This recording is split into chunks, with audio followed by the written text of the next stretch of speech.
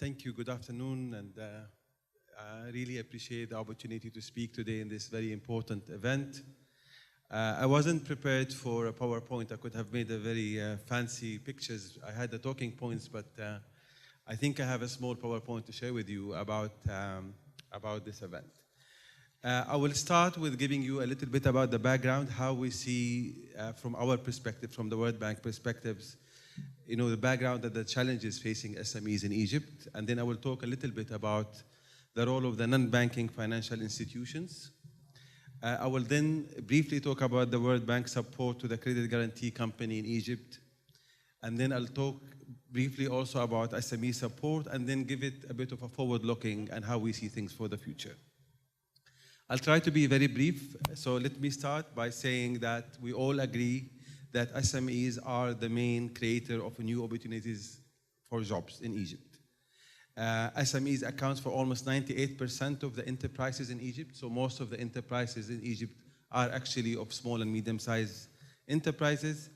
They generate 85% of the employment in the non-agriculture sector. So if you take agriculture out, almost 85% of employment comes from SMEs. They also contribute almost to 40% of jobs in Egypt. And we all know that SMEs grow 3.5 times as fast than other enterprises. So if you are an SME, you're likely to grow 3.5 times more compared to other economic profile.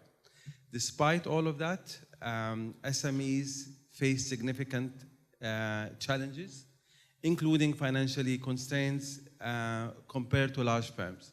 So if you are a larger firm, it's easier for you to access finance than SMEs. And just to conclude by saying 33% of SMEs report difficulties in getting financing in Egypt, compared to 25% on average with other emerging markets. SMEs in Egypt also have low business entry rate. It's very difficult to start. So business startup for SMEs is a challenge. The financial intermediaries in Egypt are low. So basically, there is very limited access to financing, and most SMEs have to resort to other sources of financing, personal savings, informal loans, and so forth. There is also inadequate long-term funding and financing, and access to financial services are very low. The non-financial challenges are also important. In addition to the financial aspects, the lack of adequate business development services, insufficient know-how, and low level of technology, managerial, skills development, as well as labor force. So there's a lot of non-financial elements that normally we look at as constraints to SMEs in Egypt. Briefly, if we talk a little bit about the role of the non-banking financial institutions. So basically, the weakness is the lack of SME access to finance, which is basically a consequence of the enabling environment, weak credit reporting system, and collateral regimes.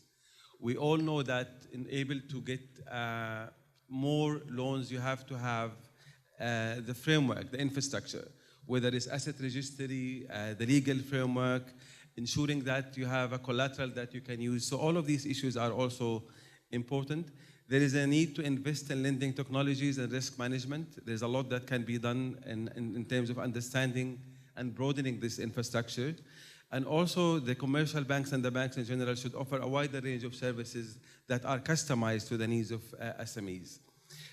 So one way to mitigate this is the use of credit guarantee schemes, which is basically one of the most market-friendly type of interventions to facilitate finance. And I will talk a little bit about the World Bank engagement and support to these aspects, both at the MENA region and specifically in Egypt.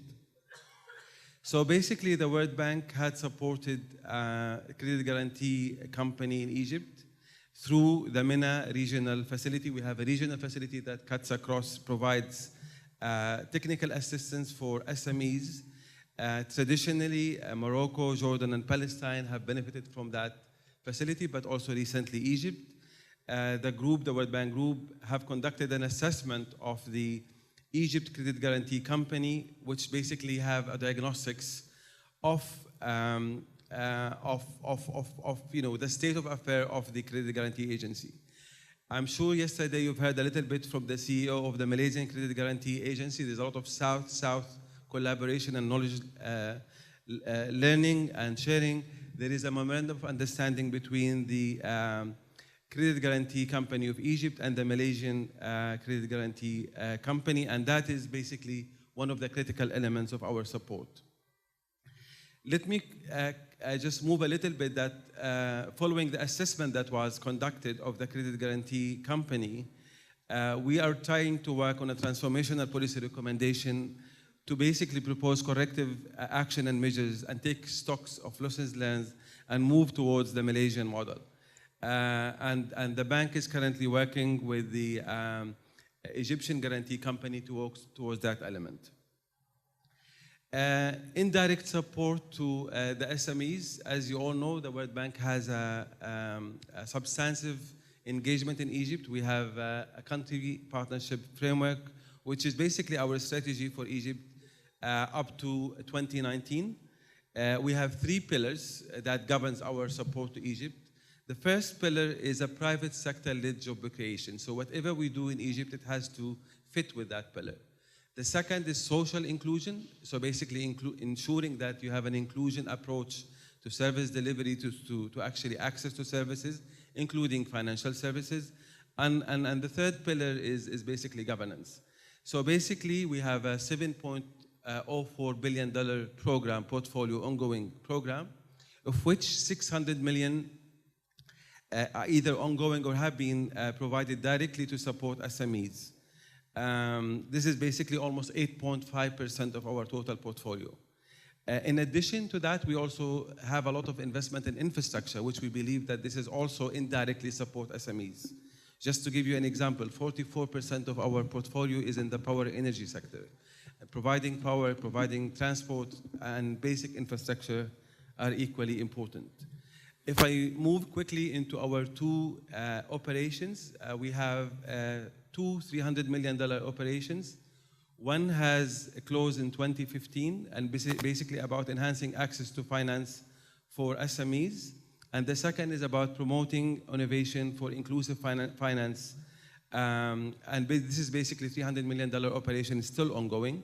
Both operations are implemented through the Social Funds for Development to support SMEs through on-lending to eligible financial intermediaries. The ongoing project promote innovation and inclusive financial services. It basically also includes venture capital component and other innovative approaches.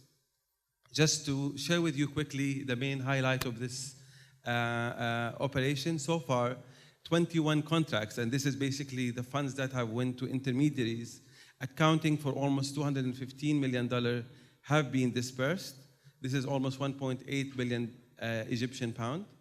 72% of that on lending to commercial bank has been dispersed, so there's about 28% to be lent out by banks. This has led to increase the number of female MSC to access. So basically, as we speak today, is almost 32%. 50% of the beneficiaries that have benefited from these loans are actually in lagging regions, in Upper Egypt and so forth. And this is basically fits with our inclusive service delivery element. And then finally, I wanted to say that the commercial sector is considered the main sector attracting SMEs. Basically, 69% of the SME of the funding are going to commercial sectors. So basically, in addition to the financial element, there's also an advisory service, technical assistance, and capacity building. And we look at developing the enabling environment, providing advisory services, and building the capacity of the MSME through working with the network and business incubators type.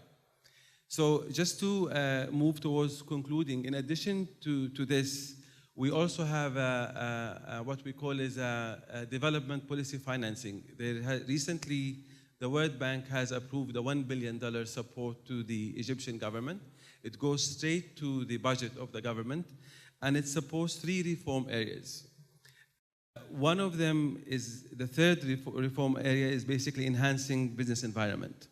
So just to give you an example, It talks about having an investment law that supports attracting a new business. It also talks about financial inclusion, competition law, and industrial licensing. All of these areas are very critical for SME growth. Let me try to conclude that if we just step back a little bit, all of these loans are about providing people with opportunities, with hope, with livelihood. These are very critical for a country like Egypt in transition. Giving the youth and employment, the importance of having an inclusive development, I think support SMEs are very critical. Finally, just to conclude and give others the chance to speak, if we are to look forward as a World Bank group, meaning the World Bank and the IFC side, we are ready to sustain our support and engagement for Egypt. And there are 3 areas of potential work that we can work on. One is we will continue to provide advisory support to the financial infrastructure development through drafting and enhancing secure transaction for creating movable assets, movable asset registry. I think it's very important for collateral and moving towards a character-based lending rather than a collateral-based lending. Second, it will also continue the advisory side with the private banking and MFIs. And then finally, if the opportunity arises, the World Bank will partner with other regional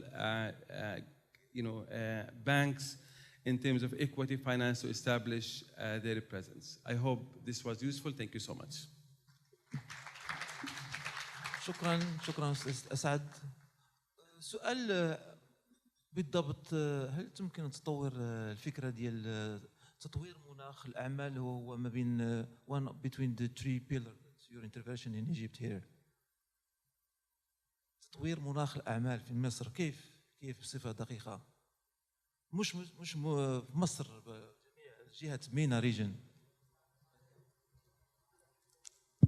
I mean, as I explained in our interventions, the World Bank normally monitors what we call is doing business indicators. We have routine surveys that on an annual basis benchmark how countries are doing in terms of doing business. And we believe that being able, for example, to register a new business, the time taking for you to register your business and the barriers to business development is very critical. So what the World Bank offers is basically the knowledge, the experience of other countries, how other countries have dealt with these areas, but also to work with the government on the policy framework, the legal framework. So as I said, I think we have an ongoing dialogue with the Egyptian government which is much broader. And we believe being able to have a business climate and business development framework that is more conducive to attracting and having SMEs registered formally and grow is an agenda that I am sure that with other development partners, we can contribute to. Okay, thank you so much. If you don't mind, I would like to move to